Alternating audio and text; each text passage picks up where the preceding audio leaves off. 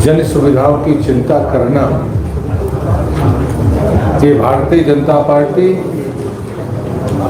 और उसकी सभी संस्थाएं जो सरकारी तौर पर काम करती हैं, उनका ये उत्तरदायित्व है और हम उस कर्तव्य का बखूबी निर्वहन करते हैं। और उसके साथ हम ये भी तय करते हैं कि जो हमने जनता के लिए किया, समय समय पर हम उन बातों के आपके माध्यम से, और दूसरा जो हमारा चैनल है वो संगठनात्मक माध्यम से हम जनता तक पहुंचाने का काम करते हैं। कुछ लोगों को इसमें नयापन दिखता है, लेकिन हमारी मान्यता बड़ी साफ है, जो किया जाए वो जनता के बीच में जरूर जाए, ताकि यदि कहीं कोई गैप रह गया है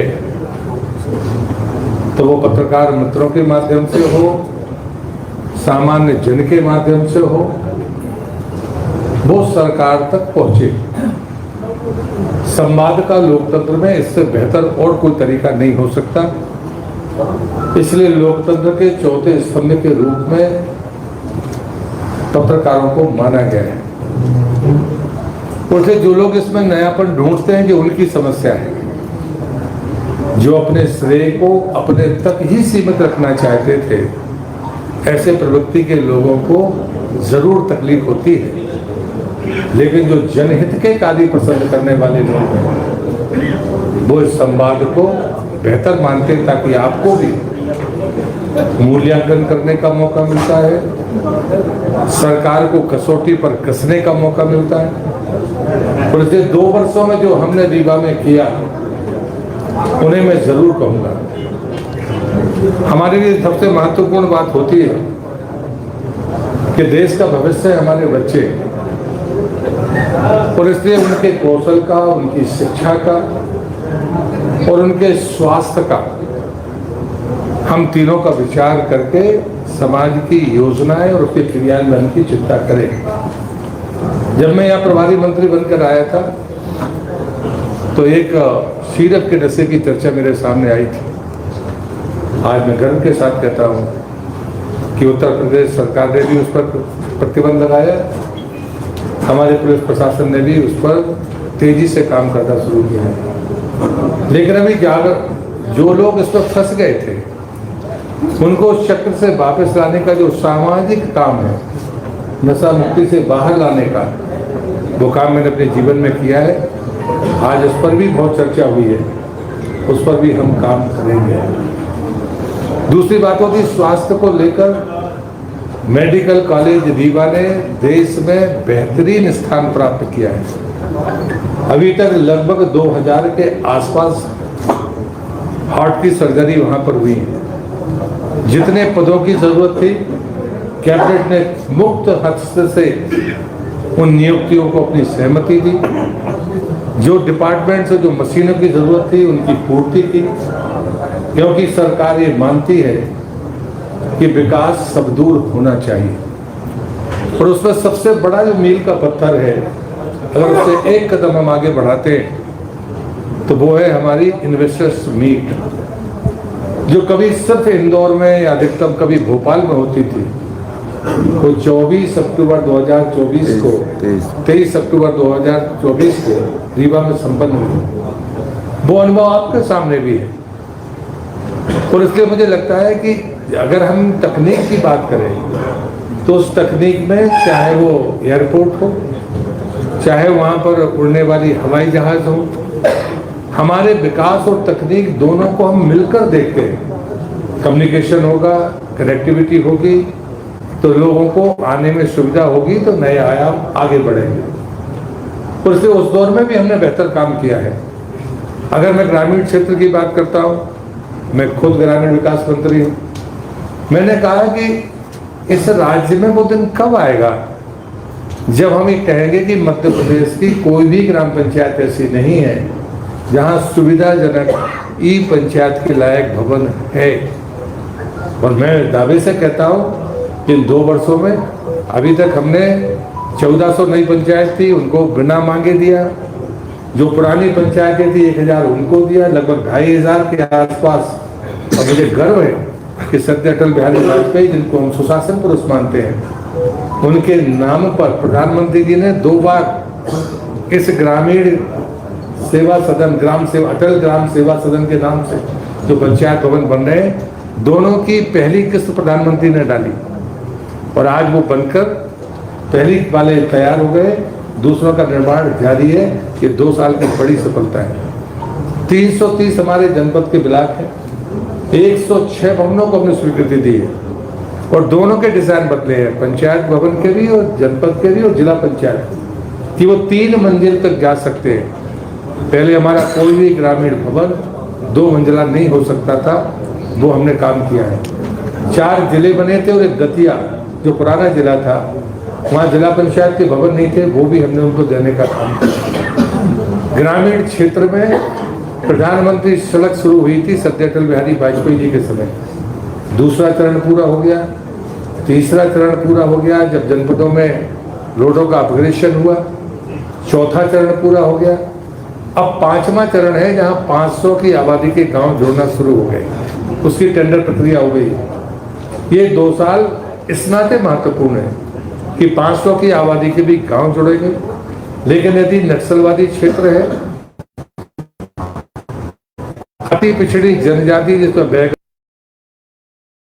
प्रधानमंत्री जनमन सड़क योजना, आप में यहाँ हम 1.5 लाख देते हैं, लेकिन उन आदिवासी भाइयों बहनों को हम 2 लाख रुपए आवास के लिए देते हैं। यहाँ 500 की आबादी जोड़ना अब शुरू हुई है, वहाँ 100 की आबादी भी अगर उनकी होगी अति पिछड़ी जनजातियों की, तो वो वहाँ तक सड़क पहुँचेगी। मैं नरसिंहपुर का उदाहरण देता हूँ, जो राज्य में सबसे महंगी सड़क बनी है, उसमें 32 करोड़ रुपया लगा है, एक गांव ही जुड़ा है शहरियाओं का, जो उसको छिंदवाड़ा से जाना आना पड़ता था, छिंदवाड़ा के बॉर्डर से। ये उसकी सफलता है। देश में पहला मकान हमने 23 दिन के भीतर बनाया, दूसरा 31 दिन के भीतर बनाया, और वो शिवपुरी में बना, दूसरा छिंदवाड़ा में बना। तो आज हम भारत में उसमें नंबर 1। तीसरी बात होती है कि हमेशा जलगंगा अभियान की चर्चा होती है। पहली बार हमने सिफरी सॉफ्टवेयर का उपयोग किया।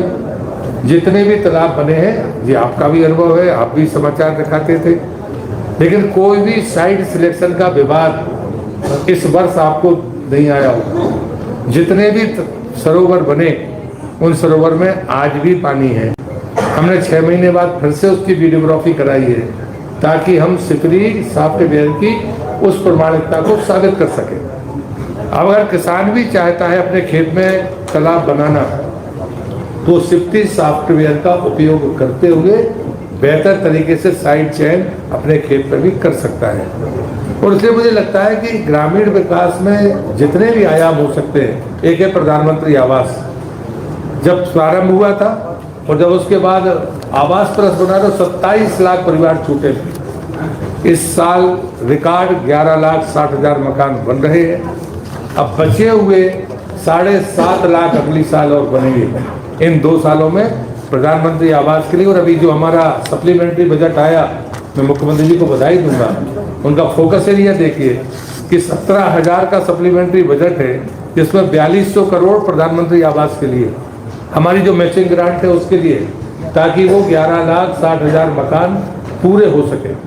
तो मुझे लगता है कि ग्रामीण विकास में जो कौशल का काम हुआ है, समूहों ने जो लखपति दीदी बनी है, उनने अपने देश में महत्वपूर्ण स्थान प्राप्त किया है। और प्रधानमंत्री की भावना के अनुरूप यदि हमारी अर्थव्यवस्था अगले पायदान पर जाएगी, तो उसमें समूहों का योगदान होगा। ये महत्वपूर्ण बात है। और उसमें रीवा जिले ने अपनी महती आवश्यकता, महती उपलब्धि दी है, वो आगे आप तक मैंने पहुंचाई है। तो इसलिए मैं आज इतना ही कहूँगा कि जो रीवा ने इन 2 वर्षों में मुकाम हासिल किए, उसमें हमारा बाईपास है जो तेजी के साथ जिसका निर्माण हो रहा है, बाकी चीज़ें जो बीच में नहरें जिस गति से नहीं बनी, जिनकी अधिग्रहण का समस्या थी, उसके समाधान हुए। तो मुझे लगता है कि 2 वर्ष रीवा के लिए महत्वपूर्ण है, राज्य के लिए महत्वपूर्ण है। इसलिए मैं फिर से पार्टी की तरफ से, मेरे सभी जनप्रतिनिधियों की तरफ से आदरणीय मुख्यमंत्री मोहन यादव जी को बधाई देता हूं कि उनका ये 2 वर्ष सक्रियता का वर्ष है। हमने अपने विकास के सारे पैमाने जस के तस रखे हैं। हमारी कृषि की जो ग्रोथ है वो स्थिर है, उतनी ही है, और साथ में हमने प्रोसेसिंग का काम शुरू किया है। इसलिए जब तक प्रोसेसिंग नहीं करेंगे तो अधिक अन्न का उत्पादन निश्चित रूप से किसी राज्य के लिए भार के तौर पर होता है, और इसलिए उसके चाहे रख रखाव का मामला हो, लेकिन भारत की सरकार का वो प्रयोग कि हम 80 करोड़ लोगों को जो मुफ्त में अनाज दे रहे हैं, वो हमारे अधिक उत्पादन के साथ हमने कोरोना से अभियान शुरू किया था, आज भी वो जारी है। और इसलिए मुझे लगता है कि जितनी भी हमारी योजनाएं हैं, अगर उनको मैं आपसे कहने के लिए बैठूंगा तो मुझे लगता है कि वो तो घंटों बीतेंगे। वो फोल्डर में हमने उसके लिए आपको प्रदत्त किए हैं, उसके आंकड़े, उन आंकड़ों को आप पढ़ सकते हैं, जांच सकते हैं, परख सकते हैं, और उसके बाद मुझे लगता है कि सरकार को राय दे सकते हैं। मैं यहीं पर अपनी बात खत्म करूंगा, और अगर आपको कुछ पूछना है तो आप जरूर पूछ सकते हैं। कापना संतान के सुख से वंचित है। अब बहने संपर्क करी विंध्य क्षेत्र के विख्यात पहिल टेस्ट ट्यूब बेबी सेंटर से। महिला से संबंधित कोनो गंभीर समस्या के खातिर संपर्क करी प्रतिदिन पुराना तीर्थ मेमोरियल अस्पताल कुटेही रीवा। संपर्क कर सके थे 8821000416 पर या 0766235245 पर। डॉक्टर बीना मिश्रा स्त्री रोग एवं बांझपन विशेषज्ञ से प्रथम IVF क्लिनिक, IVF मौत तकनीकी, लेजर हैचिंग के उपयोग,